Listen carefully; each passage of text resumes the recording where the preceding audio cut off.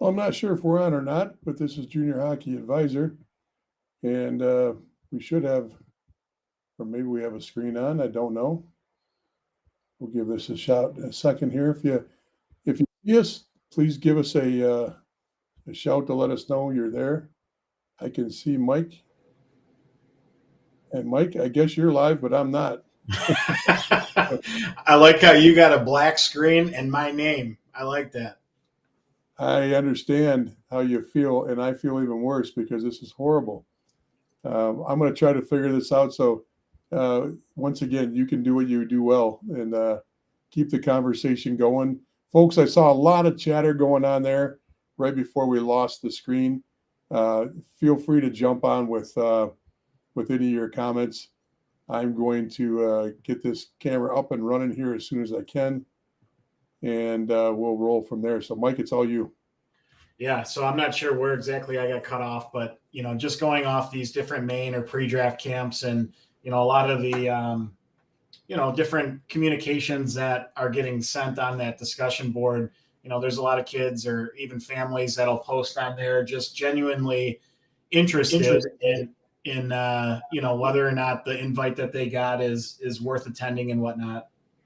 And then there's obviously just going to be an onslaught of negativity about money grabs and mass emails and all this different stuff that again, to your point on the last feed that we had was we have a new audience of people that are constantly kind of getting into midget hockey. So then some of these messages and emails and sometimes text messages and whatnot are coming to them for the first time, and they actually need some guidance on how to navigate that, because this is the first time they're going through it. So to just have an onslaught of people constantly saying, it's a waste of time, it's a money grab, it's this, that, and the other thing, that's just it's not helpful, because I'm sure that is experiences that people have had on certain things, but that could be said for a hockey like skills camp that you did, and maybe the instructor that you thought was going to be there wasn't there. And you saw the comment I put on Facebook.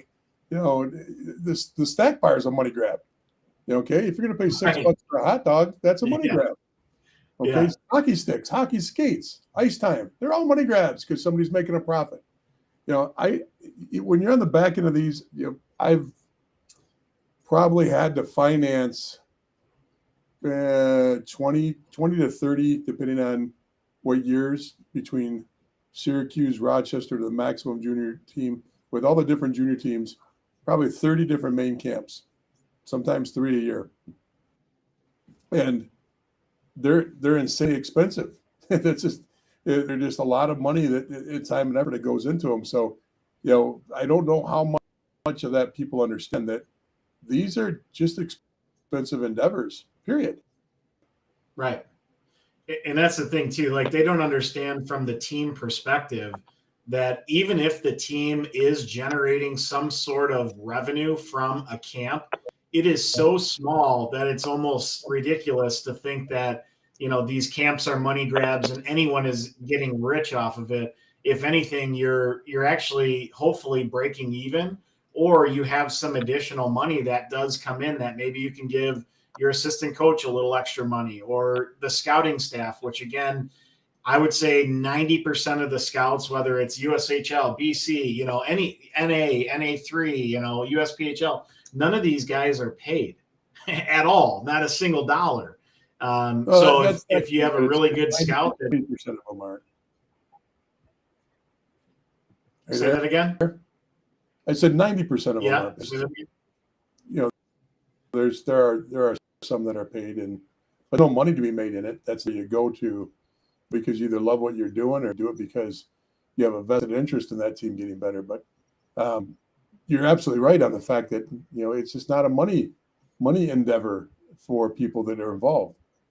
Head coaches rarely make good money. They're trying to find other ways to make money. That's why you see so many head coaches working other people's camps in the summer. Then when I'm talking about regular hockey camps, not junior prospect camps, but they'll go and work a skills camp in Maine or in Minnesota or something, just to try to keep everything rolling for themselves.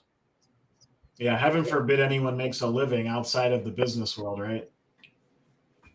Absolutely. So I'm trying But the other to, thing is it's such a missed opportunity for the kids that get turned off, or the parents that get turned off and have their kids not do those camps. And again, it's not something where you should be doing all of the camps that come your way, or there's a vetting process that you're going to want to go through when you're deciding on which camps to do.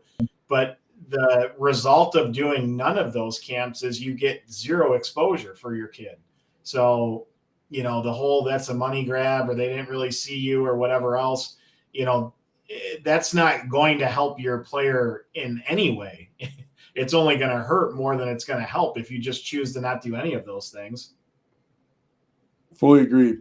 Mike, I'm still struggling here. Do you think you can handle things for about 5 minutes? I'm going to take myself off the screen and see if I can fix whatever's going on here. So, Yeah. Yep. I'm going to see if I can.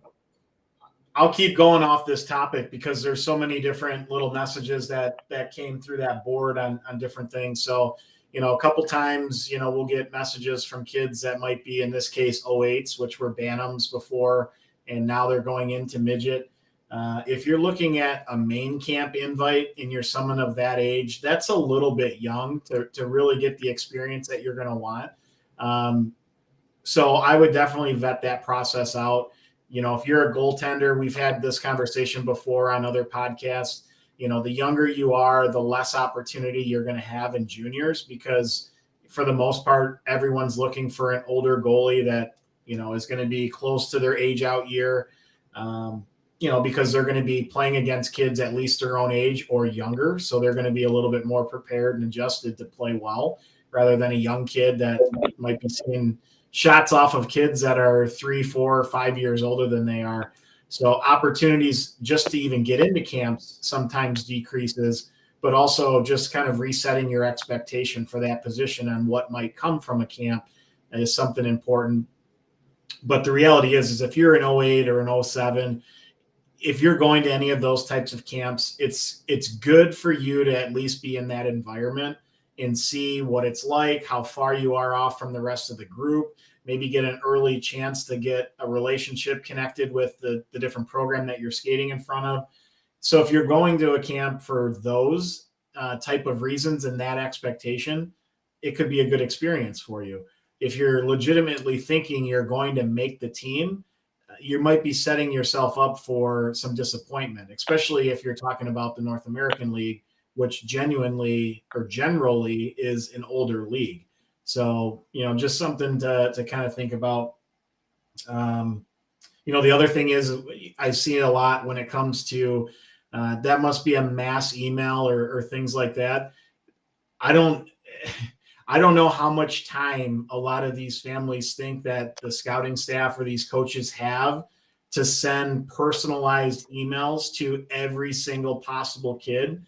And even if they did, they may not hear back from 50% of the emails that they personalized and sent out. If they're trying to bring a camp, together of 6 teams and 120 players, how many guys do you think you actually have to reach out to that not only is available that weekend, financially can afford to go that weekend? With the North American League, you can't have a camp until the Robertson Cup final has been completed, and you have to have that pre-draft camp before the draft, which is, for us this year, it's June 14th. So you're looking at 2.5 weeks that you can host these camps from when the season officially will end and the draft will officially begin. So you're going to have multiple camps on the same weekends for all these different teams, which is why you do see teams kind of grouping together and, having a camp with 3 or 4 teams there, because otherwise, if they did them on their own, how are you going to bring kids into those camps in order to have enough teams to see what you need to see? So my point to this whole thing is to send, how many emails would you have to send in order to get 120 of the kids that you're looking to see into that camp before you get all those different no's, or I've signed up for this other camp, or it's my graduation weekend, or my team has tryouts, or we're taking a family vacation, or whatever that is. So to think that someone's going to sit there and send out a personalized email every single time to every single kid is just not realistic. So what typically happens is you're going to get a group of kids where they have the ability to play in the North American League, or at least to be in the camp and show well and do well. And you're going to send that information over to those kids to try to get them to join your camp, because it's either going to make the players you're looking at better because they're playing against other better competition, or it's going to also give those kids the opportunity. Maybe you didn't see them or really get to know them all that much throughout the year. It gives them a chance to actually pop, and that helps that individual player out as well. So, you're probably not going to get too many personalized emails, over the course of the year when, there's that much competition for the same players on the same weekends and things like that. So, I don't know. Can you hear me now? yep, you sound good. Well, the voice and the face just don't match up right now, but let's run with that for the second. I'm still working on a couple of things. I think I found what could be the glitch here. Keep in mind too that this is an ends to a means, both from the family and from the team. If there was a better way, don't you think teams would be using a better way? It might not be perfect, the system. It might not be what you want, the system, the way it works, but it is what it is. And you're competing against so many other teams in other leagues. And it doesn't matter if you're USHL, NOL, NCDC, CCHL. Not everybody comes in with the same basis of education on what juniors is. And they get excited because a team is in Texas, or they get excited because a team's in Alberta, or they get excited because a team's in New Jersey. They don't know the different leagues. They don't understand that. Not everybody. There's a limited amount of educated parents and players. But like I've used the example tons of times, when I grew up in Michigan, I didn't know the difference between junior A or junior B. I didn't know the difference between Division I and Division III college hockey. We didn't have social media like that. Plus, you get so locked into the focus of where you're at and what you're doing right there at that time, you don't necessarily always that shadow or that sun coming on my face. I get trying to dodge it here. But anyway, my point is there's different perspectives on this. Everybody's trying to do the same thing. Everybody's trying to get to the same place. And if there was a better way to do it, believe me, people would do it. Yes, there are tenders, but tenders are only to get you to main camp. Yes, there's drafts. Now, once again, the question came up earlier today, the difference between a tender and a draft when it comes to the USHL in the NOL. A USHL tender means you'd have been that team's first round draft pick. Okay. And they want to lock you in. They don't want to trust the draft. They want to lock you in. They go ahead and route and they lock you in. That's fine. A tender in the NOL is a step above, once again, just like the USHL, but the number could be 6, 10, 12 kids that get tendered in. Why can't I give you a straight number on that? Is because teams trade tenders. Teams give up tenders for compensation.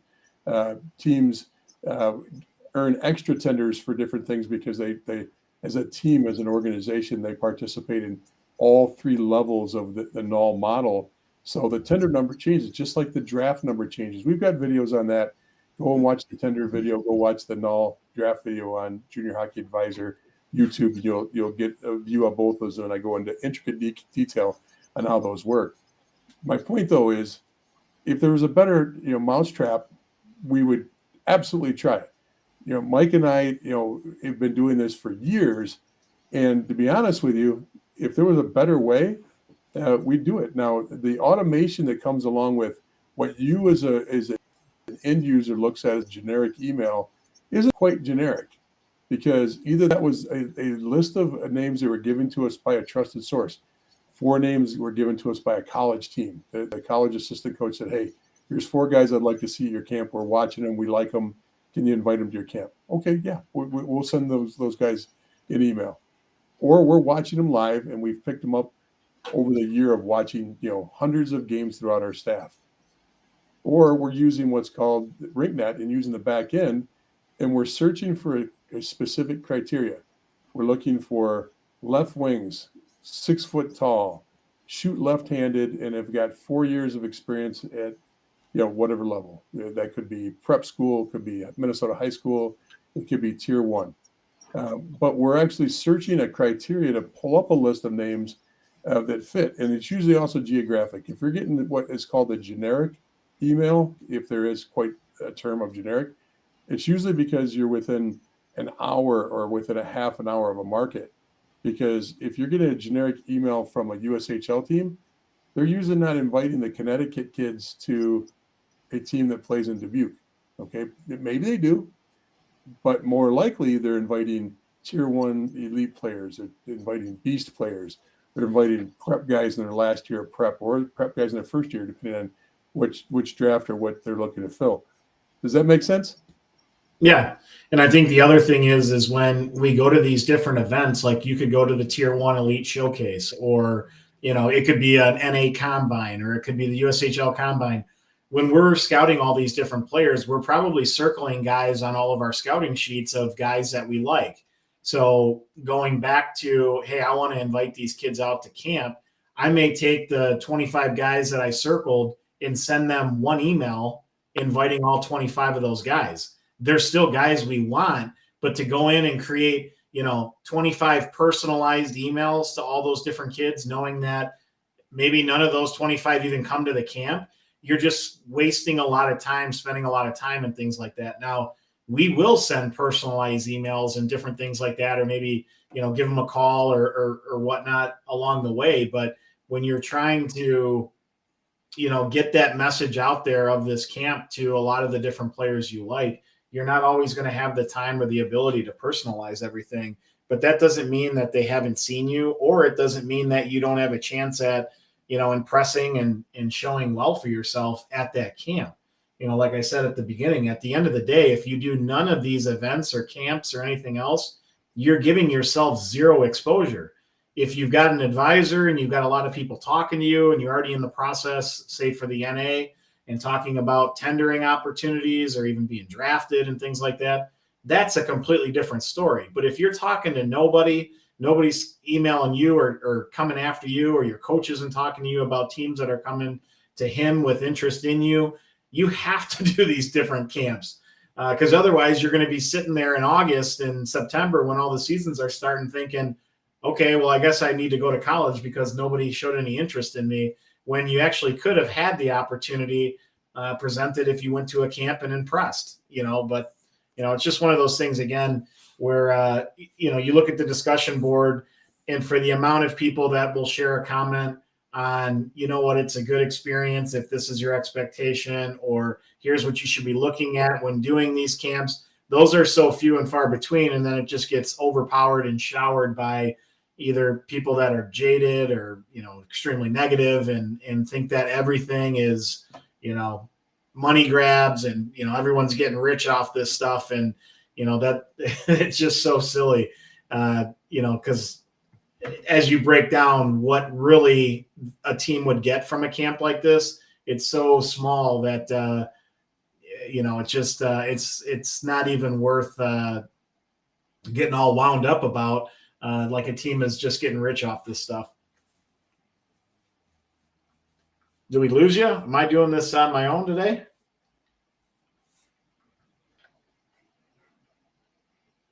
Looks like Jeff might have dropped.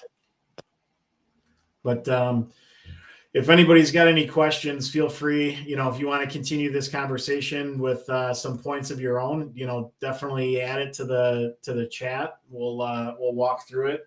I'm trying to think if there was any other themes to some of the discussions over the last couple of weeks that I saw on these different camps. I know, or on the discussion board, I know that there's been people, still trying to get their feet underneath them on maybe what the BC League is going to turn into.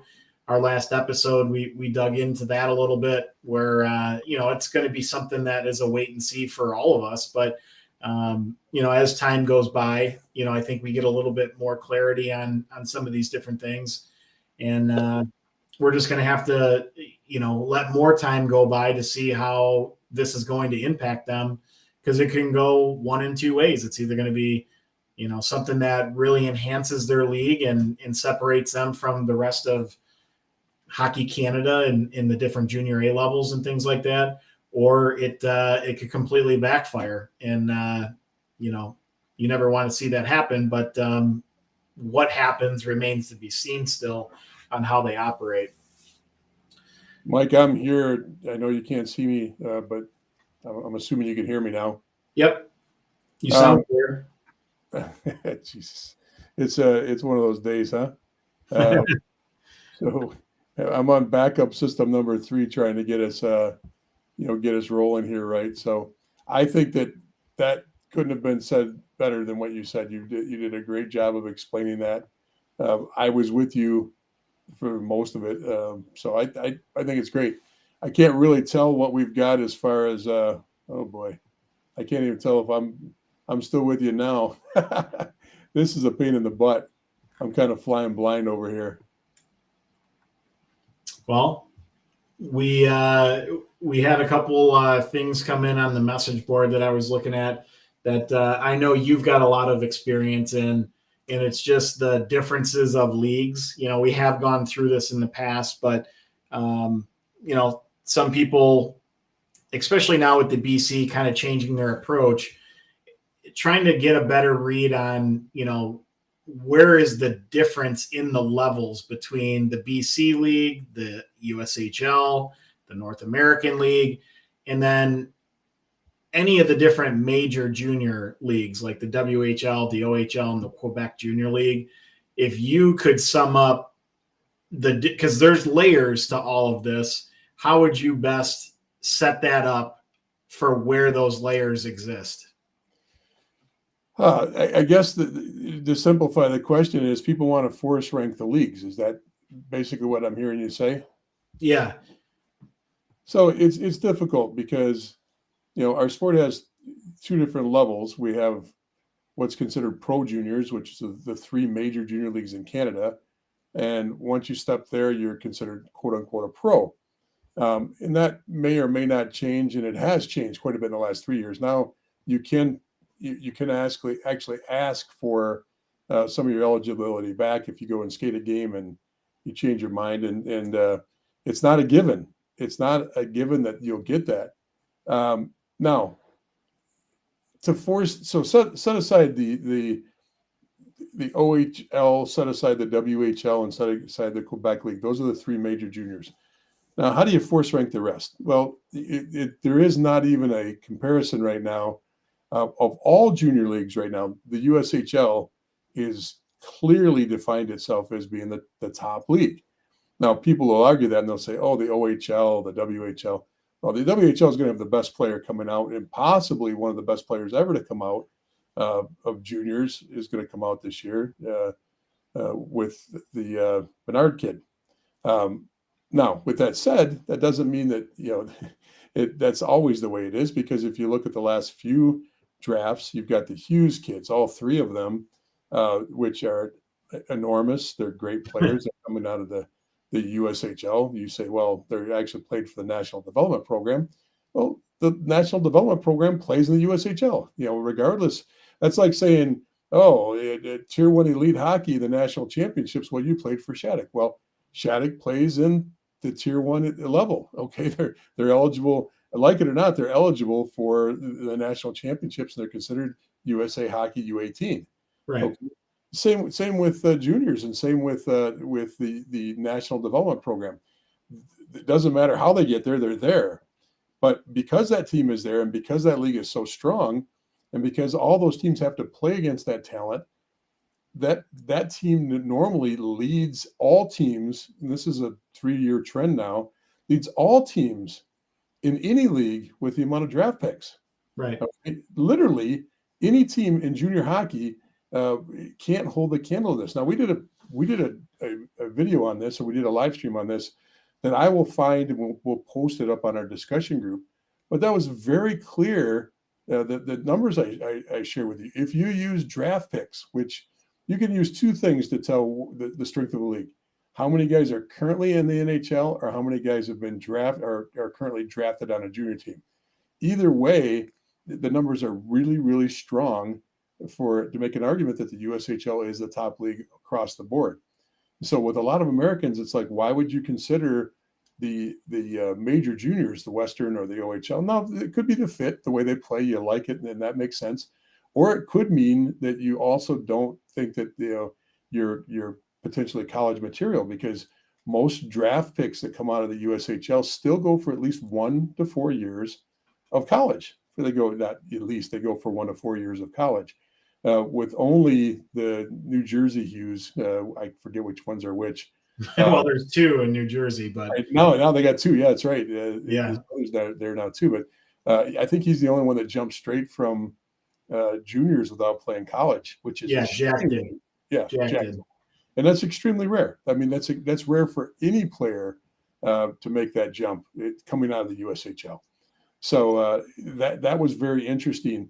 Now, once again, the numbers are 2 to 1 of Western OHL and Quebec combined. You combine all 3 of those leagues, and you look at the draft picks coming out of the USHL. It's 2 to 1 per capita per team average in favor of the USHL. That statistic is now, you could argue, well, the superstars really come out of this league, or the superstars really come out of that league. Well, maybe, but not lately, because there's a heck of a lot of guys that are potential superstars that are coming out of the USHL. And you could say, well, that's because of the national training program. Whatever it is, that's still the same thing. I don't care how you slice it. That's where they're coming from. So what do you think, Mike? Yeah, I mean, there's 2 points that I'll make on that is, number one, when you look at the different leagues, there's different ways the league is played. Where you look at the USHL in the BC, when it comes to how it's played,